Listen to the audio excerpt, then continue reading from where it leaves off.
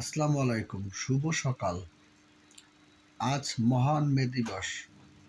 শ্রমজীবী মানুষের শ্রমের স্বীকৃতি স্বরূপ এই দিবসটি পালিত হয়ে আসছে সারা বিশ্বে সহ আমাদের প্রিয় মাতৃভূমি বাংলাদেশে। যেই শ্রমজীবী মানুষের শ্রমের উপর ভিত্তি করে গড়ে উঠেছে আজকের এই আধুনিক সভ্যতা, আজও কি সেই শ্রমজীবী মানুষ ভালো আছে, সুখী আছে? তারা কি পাচ্ছে তাদের ন্যায্য অধিকার? আমার তো মনে হয় না। একবিংশ শতাব্দীতে এসে আমরা আজও দেখতে পাই নিষ্পেষিত হচ্ছে আমার শ্রমিক ভাইয়েরা। পাচ্ছে না তাদের ন্যায্য মজুরি, দেওয়া হচ্ছে না তাদের ন্যায্য সুযোগ সুবিধাটুকু। এই যে ধরেন ইটের ভাটাগুলোর কথাই চিন্তা করেন। ইটের ভাটায় শ্রমিকরা অমানবিক পরিশ্রম করে। অনেক সময় রাত ৩টা-৪টা উঠে তাদেরকে কাজ করতে হয় এবং সারাদিন তাদের খাটতে হয়। তার বিনিময়ে তারা কি পাচ্ছে? তার বিনিময়ে তাদের যে মজুরিটুকু দেখা হয়, সেটা কি আসলে ন্যায়সঙ্গত, ন্যায্য মজুরি? তা কিন্তু না।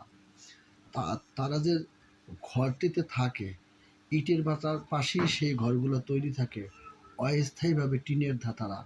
কখনো কখনো শোনা যায় স্তূপ করা মাটি তাদের গায়ের উপরে পড়ে। অনেক সময় শোনা যায় তাদের ঘরগুলা স্তূপ করা ইট পরে অনেক শ্রমিক ভাইয়েরা নিহত হয়েছে। অথচ এই ইটের ভাটার মালিক কিন্তু তাদের শ্রম বিক্রি করে কোটি কোটি টাকার মালিক হচ্ছে। তারা ঠিকই আরাম আয়েসে দিন যাপন করতেছে, কিন্তু যাদের ঘামে, যাদের শ্রমে এত এত কিছু তারা করতেছে, তাদেরকে তো, সেই শ্রমিক ভাইদেরকে তো ন্যায্য মজুরি দেওয়া হচ্ছে না। আমি আরও করুণভাবে লক্ষ্য করতেছি যে ইটের ভাটার শ্রমিকদের অবস্থা এতটাই খারাপ, তাদেরকে প্রতিদিন আসলে কত টাকাই বা মজুরি দেওয়া হচ্ছে। প্রথম তাদেরকে দাদন নামে একটা টাকা দেওয়া হয়, এরপর কিন্তু তাদের সাপ্তাহিক যে টাকা দেওয়া সেটা কিন্তু খুবই কম, খুবই কম। ইটের দাম প্রতিনিয়ত বাড়লেও তাদের কিন্তু মজুরি বাড়ে না তাদের জীবনযাত্রার মান, বাড়ে না তাদের আর্থিক অবস্থার উন্নতি। এই জিনিসগুলা এই শতাব্দী এসেও কিন্তু আমরা দেখতে পাচ্ছি। অনেক সময় তারা অত্যাচারিত হয় সর্দার নামক ব্যক্তিদের দ্বারা।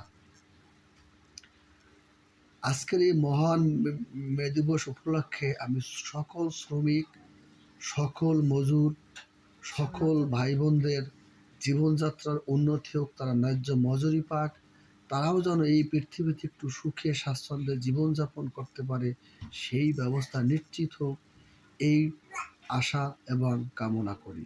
ধন্যবাদ।